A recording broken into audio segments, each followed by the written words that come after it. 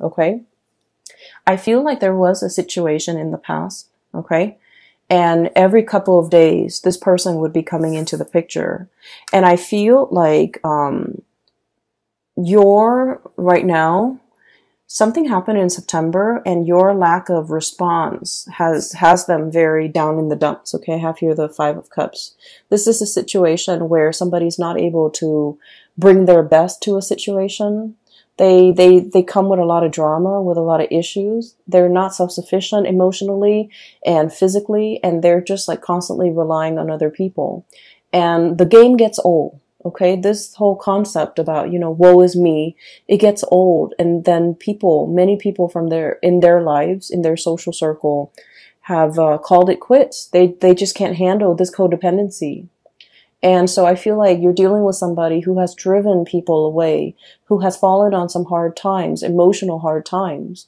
And I feel like, they're constantly reaching out because, their inner circle have seen them have seen their unhealthy behaviors and these patterns, and they're no longer around with these people. And so they're kind of reaching out to you. You might be, the last resort, or you might even be sort of like that emotional crutch, okay? So I feel like you guys are smart enough. Emotionally, you're very, very, very intelligent. And I feel like a lot of the times, out of courtesy, out of just your own sense of like moral duty, I feel, you help people. Even though you know that they're prone to this type of behavior, you help them because you care about them, okay? You don't want to hurt anybody. And I feel like none of this is lost on you. It's like you know what they're about, and you know it's not right, and you know it's not a good behavior, and it's not a good pattern to enable. But you do it because you feel like, okay, they could need this. They could need this favor from me, and it doesn't detract so much from me, but it will help them. And so you do it, not because you're a fool, but because you care about people. And I feel like something has happened where you are putting your guard up, okay? They're coming in, this unicorn, kicking up a cloud of dust, or I'm sorry, this horse, not unicorn, kicking up a cloud of dust, coming with some type of a calamity. It's always like somebody who's got a lot of drama in their lives. There's always some type of a, there's always some type of a chaos or some type of a time-sensitive issue. Like a lot of drama is what I'm seeing. A lot of hoof beats and drum beats and a lot of noise and calamity in their wake. And I feel like you're sensing that it's coming intuitively. You guys are sensing that there's something coming into the picture. And you're at a point where your guard is up, your walls are up, you're demarcating, that line in the sand. And you're just like, no, I'm here in a state of Zen. I need to work on myself. I need to be emotionally present for myself. I'm not in a position to help you. And in the process of, I feel, withdrawing the attention, withdrawing the love and the affection, and just not wanting to engage with this person anymore, and not wanting to, feed into this, okay, and creating this enabling behavior or even this pattern of codependency, I feel like they might have lashed out and they might have said like a lot of hurtful things. So we have here the Five of Swords, and this is a situation where too much has been said. This is the aftermath of some type of a conflict, okay? The house is destroyed. There's smoke rising from the air. The earth is barren. And this person, rather than feeling remorse, they're like, it is what it is. You hurt me, I hurt you. You withdraw affection from me, I withdraw affection from you. And I will decimate or desecrate everything that's in my way. So I feel like you're dealing with someone who's, the word spoil comes out, and needy and spoiled, and someone who wants to win at all costs, okay? They don't care that the village, the civilization gets destroyed. They just want to have it their way, and they want to come out the winner. And I feel like there was a situation where you might have withdrew. You might have, cut back on the communication, cut back on that, the enabling that pattern. You drew your mark in the sand. And I feel like somebody was not happy. And I feel like they might have tried to egg you on, or they might have tried to, do a lot of things for attention getting, okay? Reverting to like childish behavior, attention getting, and things like that. And I feel like this isn't somebody who is on the forefront of your world in the month of October, but you're going to hear bits and snippets about them. And I feel like it's going to make you, it's kind of like validation and proof that I'm so glad I withdrew. I'm so glad I'm no longer in it. And I'm so glad that person is no longer in my life. So you're getting some type of validation where your intuition was telling you all along to kind of like, you know, put an end to this, sever the situation, cut ties. And I felt like you cared about them. You don't want to hurt anybody. And so you kind of let it, you know, drag on. And then whenever you put a stop to it, that it was the right thing to do. I did it at the right time because, you know, they kind of spiral out of control. I'm seeing this spiral of smoke, and I feel like there is somebody who's not able, when they're not able to get the attention that they want, they revert to, you know, very self-defeating behaviors. Okay. On the flip side of this, I do feel like there is a situation here where you have people at your doorstep, people coming in, getting, getting like a host of invitation, receiving a host of invitation to do things, as well as getting people to come into your house, into your space, sharing space with somebody. And I'm also hearing the word like communion. Both of these cards, these are wonderful cards. This is about, you know, family, solidarity, and people getting together. And this is about, you know, sharing toys, playing together, as well as sharing, like, having that sense of communion and community with another person. I feel for many of you, this is a significant other that you might be dealing with. And I feel like this is somebody there where there's a lot of reciprocity. Okay. We have here the 10 of Pentacles, which is the apex, emotional groundedness and stability, financial abundance, as well as the 9 of Cups, which is a wish coming true, but also having that emotional abundance and emotional reciprocity with another person. Okay. So these are very positive cards, and these are cards that indicate to me that you might have left somebody else out in the cold in the past, and that person is no longer piercing through your bubble, is what I'm hearing. They're no longer affecting you on an emotional level. You've learned to detach emotionally, and you've learned to kind of like let them be self-sufficient, let them figure things out on their own, let them resolve issues on their own. And as a result of that, you've resurrected these walls in this bubble, and you're taking care of the people that really matter to you, where there's that equal sense of stability and reciprocity. You were dealing with the taker, Scorpios. Someone who took from you. And I'm serious when I say, like, every time they come in, there's like some type of a calamity, some type of a situation that they put themselves in. And it could have been prevented, but it was just, you know, choices, decisions that they made to always put themselves in these dire circumstances. And so you had to remove yourself from that energy, and you had to, you know, focus on you and your relationships and the people that matter. And as a result of that, life has been very, very calm. Okay.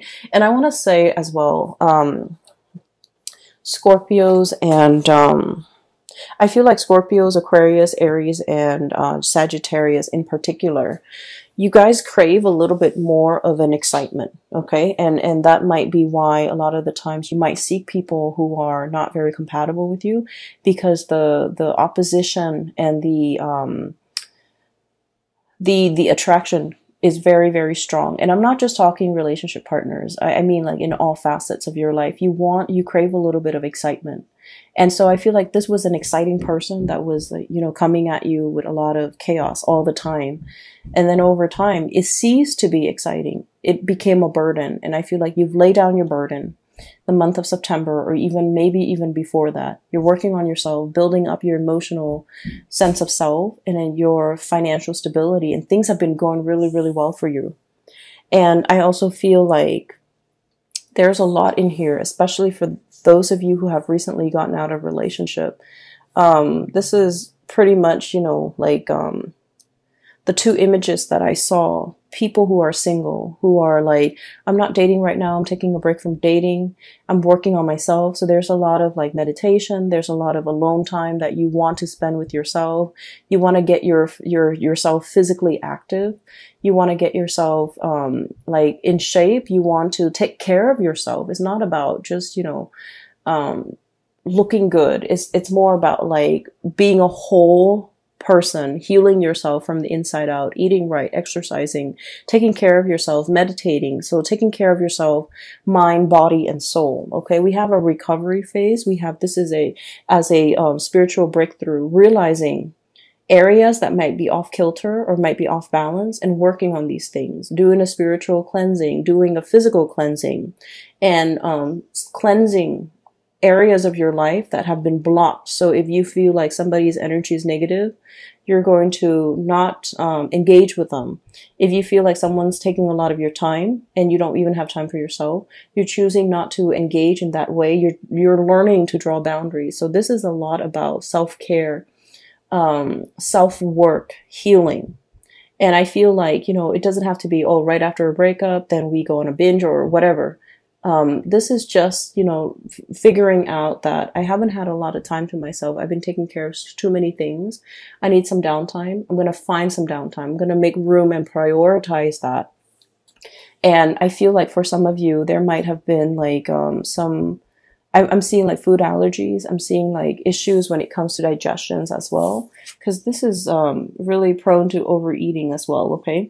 So I feel like you might be doing a cleanse. You might be doing some type of a dietary change, and you're taking it one step up at a time. Okay. So testing the waters, doing things in moderation, not doing things in excess. And I feel like this is all areas of your life.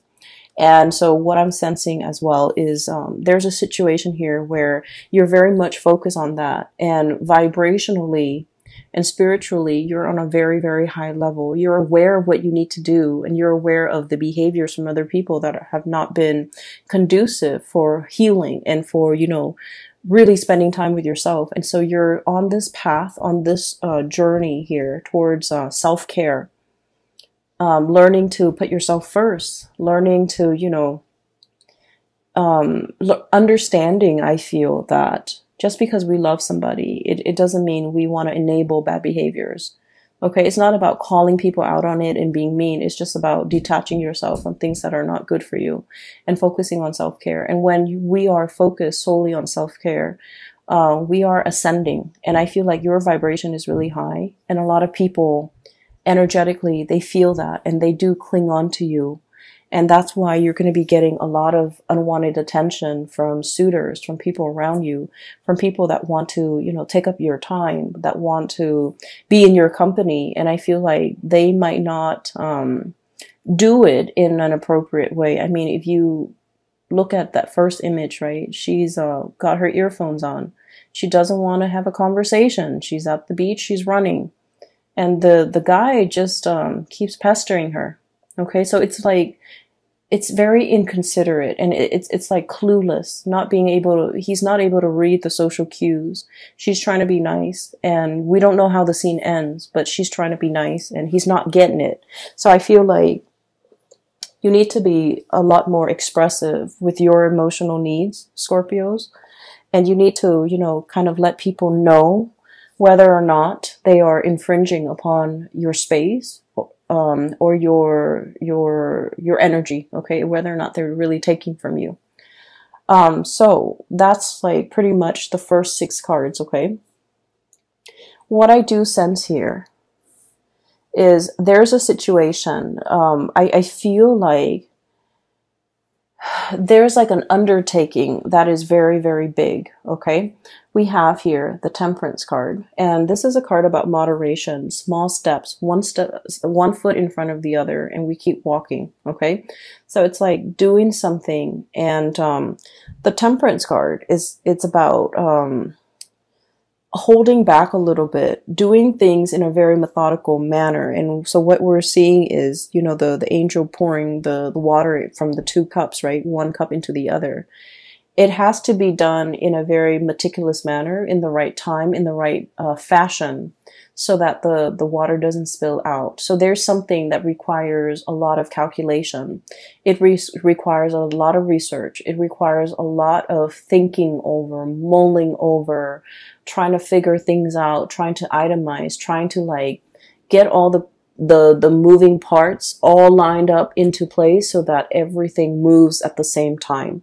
So I feel like there's a big undertaking, a big endeavor. It's linked up here with the High Priestess, and both of these are major arcana cards. And I feel like there's a situation here where you are very, very nervous. You're very trepidatious. You're very like, I wonder if it's the right time. I wonder if I should do this today or tomorrow. And I feel like you're trying to go with your gut instinct, okay? You guys have like a really strong sixth sense about you. Even if you don't believe in, you know, metaphysical teachings, or even if you don't meditate, you guys have a very, very strong sense of like intuition, divine timing, knowing when something is right. And I feel like you always have relied on it, and you might not have even called it your gut instinct. You might have not even called it, you know, your intuition. But I feel like you always know whether or not to do something or whether or not to cut somebody off. Hence, you were able to cut somebody off at the right time before they drag you down. And I feel like you start to realize that I really need to trust my intuition a lot more. And I have a friend who is an Aries with a Scorpio rising, and she has told me that she always has like an inkling about people, about things, and every time she goes against her instinct, bad things happen. So she said that, okay? And so I feel like you live with this, okay? You have this really strong sense of knowing on a gut level, and you have never been wrong. And every time you choose not to listen to it, bad things might have happened. And so you're in this situation where there is a major, major, major undertaking. It might deal with contracts as well, because the High Priestess with that Torah in her hands, it deals with like legality, it deals with contracts, it deals with learning, it deals with like some major, major event where it might even involve other people.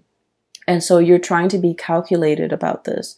You're trying to figure out when is the right time, and you're trying to you know, look at the, you know, it's sort of like the looking at the stars and trying to see when the stars align.